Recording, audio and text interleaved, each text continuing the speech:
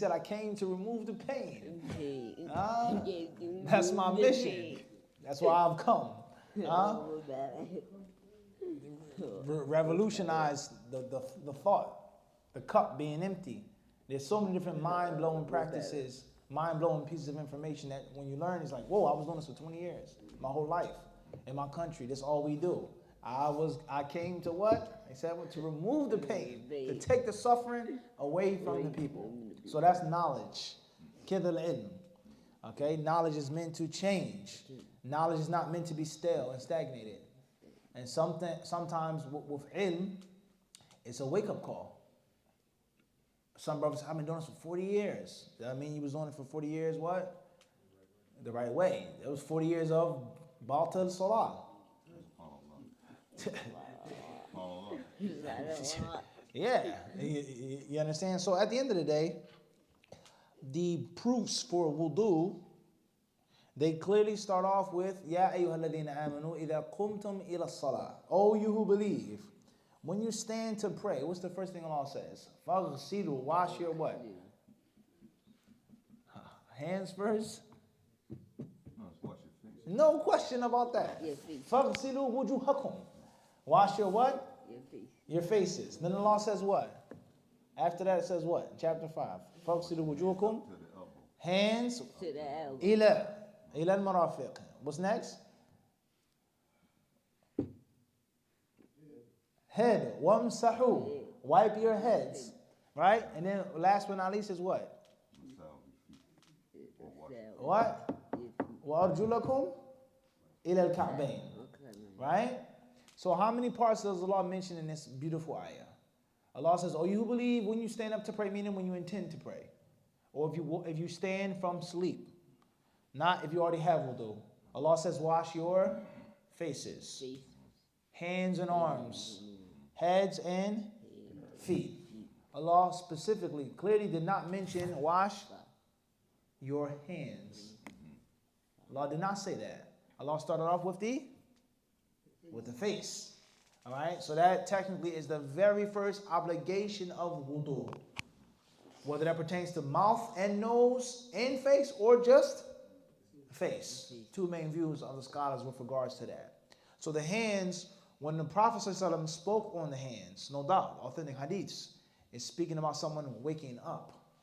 It's speaking about someone who comes from sleep, qabala, and before he puts his hands in the wudu water, he should wash them 3 times outside of the cauldron or the pot or the bucket. And it's preferred act of wudu to do that first, as Uthman radiallahu ta'ala anhu narrated, another Sahaba. This is the wudu of the Prophet. But that's not necessarily the pillar, the mandatory thing. Clear or not? So for argument's sake, a brother didn't wash his hands in the beginning of the wudu. When he washes his وَأَيْدِيَكُمْ إِلَى الْمَرَافِقِ, your hands to your elbows, he has to include the hands. So if he says, I don't have to wash my hands anymore because I did that in the beginning, the sunnah act cannot take the place of the farm. You get it? If it was anything, you would say, I'm not going to do the sunnah act as long as I do the fard act.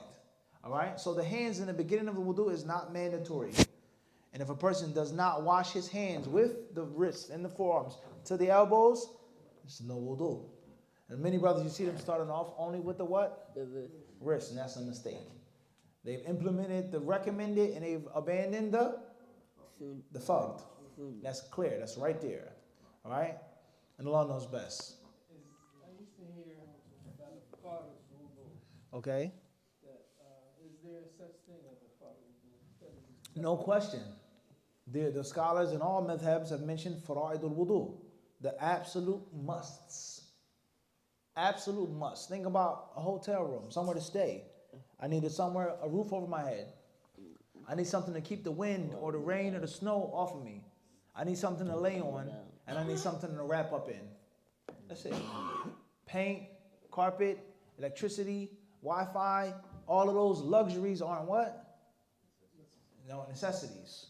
And according to the place and the time as well, a 2-star hotel is going to have a bathroom in it. It's going to have lights. It's going to have a shower. It's going to have a toilet. It has some little bar soap versus a 5-star continental hotel. that has all of the trimmings, the extra plush luxuries.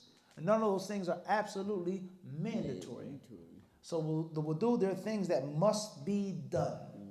And if they're not done, no wudu. And there are other things which are polishing, recommended to use the miswak, to say Bismillah, to wash it 3 times, to wash up to the bicep, past the elbow, to wash up to the shin, past the ball and the instep, etc., etc., etc. So for sure, there are fara'id of wudu. And these fara'id, they're mentioned in the small, basic books of fiqh.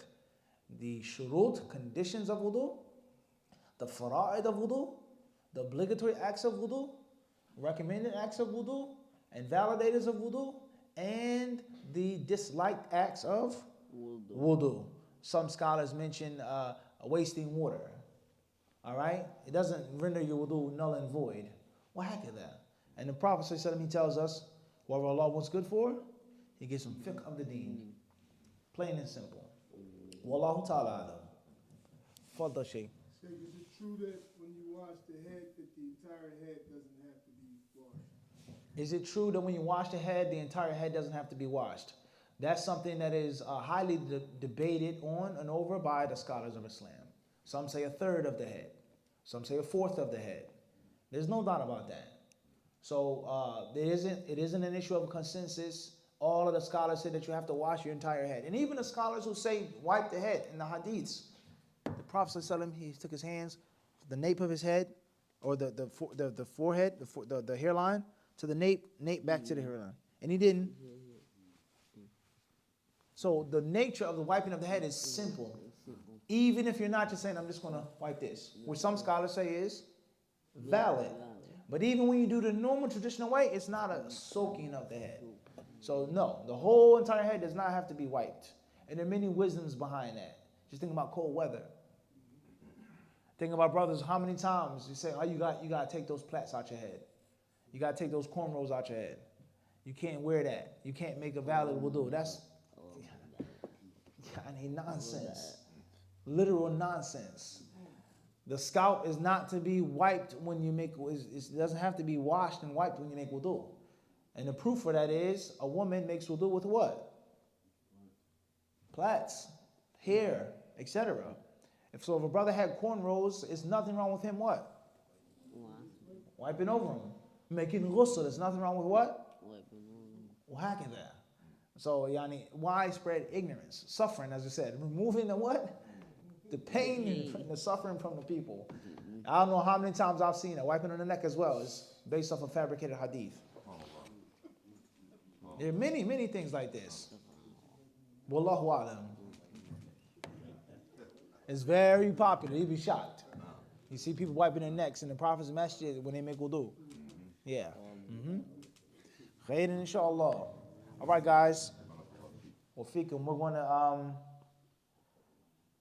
let's see if we can take a few. It says, AK from Niagara Falls, can sisters give dawah to men at university dawah booth? Inshallah ta'ala, with the proper etiquette. HA, London, UK, what does committing a major sin as practicing Muslims say about your iman? It says that you're weak and that you made a mistake and you make tawbah. AS from Guildford, UK, how should one reject a proposal made directly to them? Jazakallahu khairan. Thank you very much. I'm not interested. Make dua for him. EA from Sweden, Gothenburg, Sweden, is having a moon painting allowed in room because the moon is a living thing. Inshallah ta'ala, I don't see anything wrong with it. I don't think that it's the same as an animal or a human being, something like that that's anthropomorphic. Wallahu alam. RN from Rockville, Maryland, USA. Do I have to make up prayers when I delayed ghusl to fully make sure that my menses were done? In the sense that there's a sign of purity, but to make sure it's really purity, the sister delays ghusl to fully make sure. As long as you feel that you're still menstruating, you don't pray. The moment you feel that you've completed your menstruation, you pray. So if you miss those prayers because you thought that you were menstruating, you don't have to make them up. But just be careful and be mindful of what is and what is not menstruation. All right? And the difference between menstruation and discharge. And the concept of accurately tracking your cycle. The cycle is waning in the 5th day. the 6th day, but it's still menstruation, even though it's light. But for my menstruation to go to 7 days, it never happened in my life. 8 days, but there's still something there that's not necessarily menstruation. Wallahu ta'ala alam, and that's in brief. The question is coming from Guildford, UK. Yes, can a man pray by himself if he feels that he will have riyah, kibr in congregation? No, that's from shaitan. You have to pray in congregation if you're in the locale of the masjid. MD from Kerala, India. What are the limitations when talking to a non-mahram is limited to what is needed and is woman's awra? It depends on why you're talking to a woman that's not your mahram. What's the nature of your conversation? What are you trying to find out? What are you trying to get to? And a woman's voice isn't necessarily an awra, her normal voice. As far as if she's talking in a sweet manner, laughing and joking and being comfortable and broken, then that could be an awra.